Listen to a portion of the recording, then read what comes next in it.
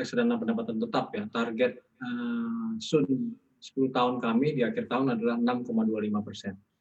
Sehingga masih ada penurunan yield sekitar give or take 60 basis point. Kami meyakini target ini masih dapat tercapai, mengingat kami masih melihat BI berpotensi dapat menurunkan suku bunga satu kali lagi sebesar 25 basis point. Selain itu secara valuasi juga masih sangat menarik ya. Di tengah tingkat inflasi yang rendah, di real yield kita sangat menarik di kisaran kurang lebih 5,5%. Spread dengan US Treasury yang 10 tahun juga cukup tinggi, sekitar 620 basis point, paling tinggi dibandingkan dengan negara emerging market lainnya. Jadi dalam jangka panjang, seiring dengan mulai membaiknya pergerakan rupiah dan melihat valuasi yang menarik tersebut, dan membaiknya sentimen global dengan nanti adanya vaksin, diharapkan arus dana asing mulai dapat kembali. Apalagi sekarang posisi foreign ownership di Indonesia juga sangat rendah ya, relatif rendah, kurang lebih sekitar 27%. Era suku bunga juga diperkirakan akan berlanjut dalam beberapa tahun ke depan. Terlihat dari policy generally dari developed market seperti the Fed, ECB, BOJ, sehingga mau tidak mau para investor global yang mencari yield harus melirik ke emerging market termasuk Indonesia. Indonesia sangat menarik dibandingkan negara emerging market lainnya karena sudah dengan beberapa alasan yang saya sebutkan. Jadi saya kira kalau kita berbicara return kinerja, mungkin reksadana pendapatan tetap bisa saja sekitar 10-11% pada akhir tahun, Maria. 10 sampai dengan 15% ya sampai dengan akhir tahun. Nah, perbedaannya apa? 11%. Oh, 10 sampai 11%. Oke, 10 sampai 11% ya, jangan salah. Oke. Ini kalau dilihat sebenarnya apa sih perbedaannya kalau kita mungkin mulai masuk sekarang nih di RDPT atau justru lebih pilih ke obligasinya secara langsung aja nih, Pak Antoni? Mana sebenarnya yang mungkin lebih disarankan begitu ya untuk retail investor nih? Seperti apa?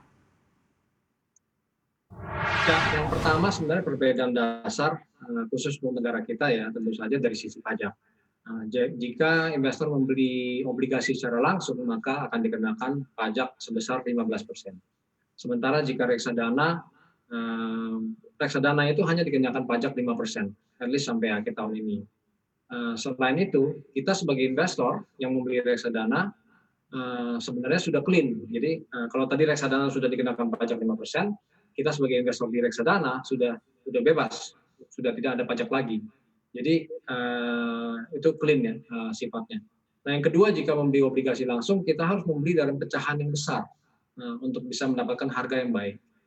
Sementara jika reksadana berbasis obligasi, reksadana pendapatan tetap seperti kita sebut, investor itu bisa membeli dengan pecahan yang kecil, cukup dengan 100.000 sudah cukup.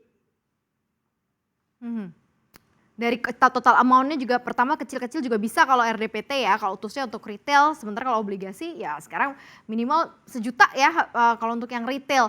Nah, seperti apa sih sebenarnya kalau pilihan investor nih, misalnya nih Pak Antoni, kan ada beberapa profile dari investor, ada konservatif, moderat, agresif. Nah, biasanya kalau yang agresif ini lebih banyak saham gitu ya, atau reksadana berbasis saham.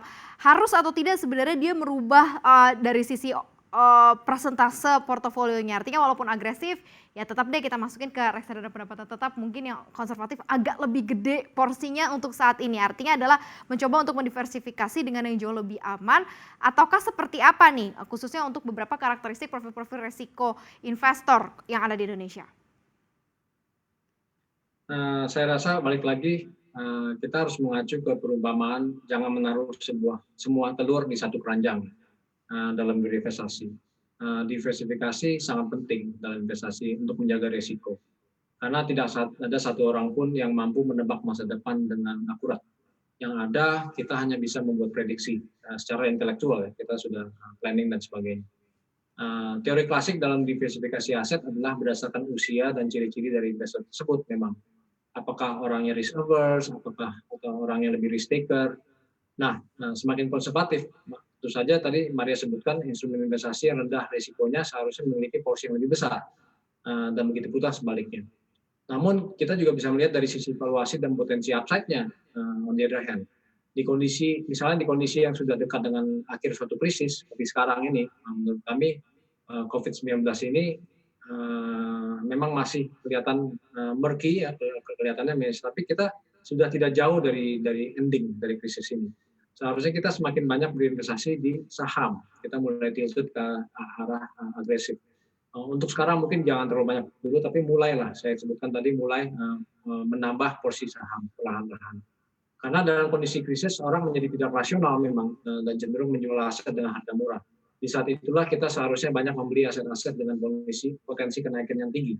Jadi intinya Maria harus dibalance tadi. Memang kita harus diversifikasi, kita harus ikutkan dengan risk appetite kita masing-masing.